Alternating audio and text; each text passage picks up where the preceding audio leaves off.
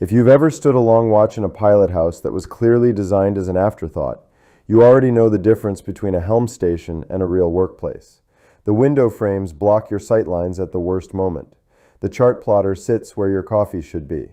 The side deck door doesn't exist, so docking short-handed means sprinting through the saloon. These are the details that separate a pilot house yacht from a yacht that merely has a pilot house.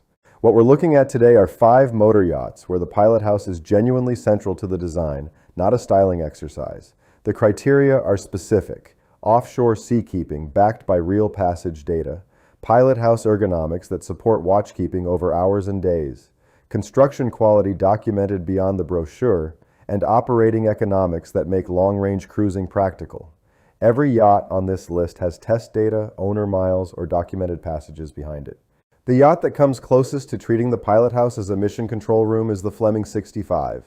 Built at the Tung Hua Yard in Taiwan since 2005 and still in production, the 65 runs 67 feet 4 on the hull, 18 foot 8 beam, 5 foot draft, and displaces around 56.5 tons loaded. What sets this pilot house apart is a dedicated door that separates it from guest areas entirely, controlling noise, light, and traffic during long watches. 2 sliding doors open directly onto the side decks, transforming short-handed docking from a scramble into something manageable.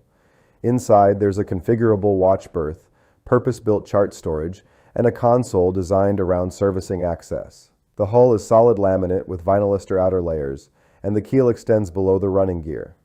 On the standard twin-man 800 horsepower package, Fleming publishes curves showing roughly 19 knots at the top, an economy cruise around 10 knots at 13 to 14 gallons per hour, with about 1,100 miles of range, and a displacement mode near 6 knots pushing into the 4,000-mile class. Tony Fleming kept hull number 1, Venture, and that boat has logged around 66,000 nautical miles. The 65 also took Best in Class from Yachts magazine in 2006. The trade-off is fuel burn at higher speeds and new build pricing at the top of this group. If your priority shifts toward absolute ocean crossing pedigree, the Nordhavn 76 makes the strongest case. At 76 feet 3, 21 feet of beam, and 7 feet 8 of draft, this is a fundamentally different animal at 114 tons. That deep draft buys tracking stability lighter boats cannot replicate. The pilot house is offered in aft or forward configurations, with most buyers choosing aft. 5 windscreen wipers cover the forward glass, Dutch doors provide controlled access, and the settee is positioned for elevated sightlines during long watches. The operational evidence is unusually strong. One owner documented over 52,000 miles, largely at 8 knots and 1,100 RPM, yielding roughly 3,700 miles of range.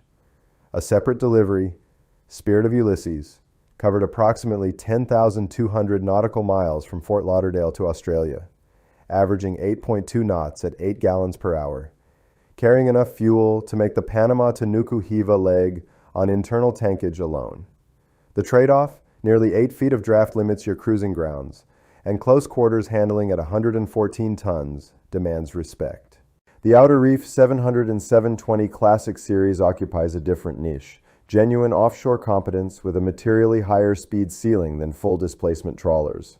Built with Tanya Yacht Company in Taiwan, the 700 earned the AM Best in Class Long Range Cruiser Award in 2012 and a Motorboat Award in 2014.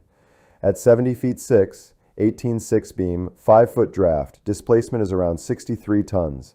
The hull is hand-laid FRP with a vinylister barrier, full-length keel below the running gear, and half-inch tempered pilot house glass. Watertight doors on both sides give direct side deck access, and external helm controllers support owner-operated docking. In a boat test trial with twin 750 horsepower John Deeres, she reached 16.7 knots at the top and burned roughly 8 gallons per hour at 8.4 knots, delivering over 2,200 miles of range. With enhanced tankage, Power and Motor Yacht documented over 4,300 miles at just under 6 knots. So you get displacement speed range and 14 plus knots when scheduling demands it.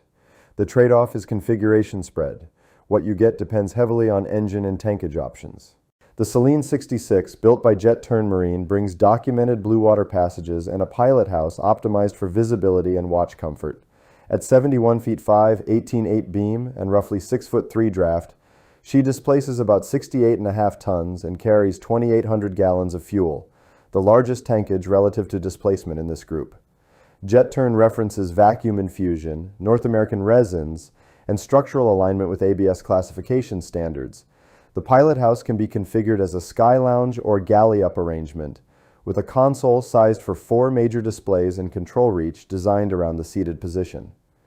The most compelling evidence comes from the yacht Jade, which completed a 2,440-mile passage to Alaska via the Aleutians in 320 engine hours, burning 6,000 liters at 7.6 knots, with no technical incidents.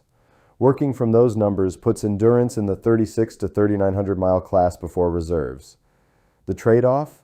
Speed ceiling is modest at 10 to 12 knots, and certain pilot house configurations can eliminate a portside door. The Kadey-Krogen 58, particularly the extended bridge variant, closes this list not with glamour but with disciplined economics. At roughly 63 feet 6, 1810 beam, 5.4 draft, she displaces around 45 tons dry, the lightest here. The pilot house is where the Krogen earns its place. Portuguese bridge with wing controls on each side, Dutch doors at both exits, and a dedicated off-watch berth within the pilot house itself. One person can handle lines, monitor instruments, and rest without leaving the operational core. Boat Test's trial of a twin-engine variant showed over 2,900 miles of range at 7.5 knots. In single-engine form, documented range reaches approximately 75 miles at 7 knots. Outstanding numbers for a yacht under 64 feet. The trade-off is speed. Top end is materially lower than everything else here, which limits schedule flexibility on coastal passages with weather windows. So where does this leave you? If your priority is the pilot house as a refined workplace backed by meticulous engineering, the Fleming 65 leads. If you weight ocean crossing redundancy and proven high mileage operation above all else, the Nordhavn 76 has a legitimate claim to the top spot.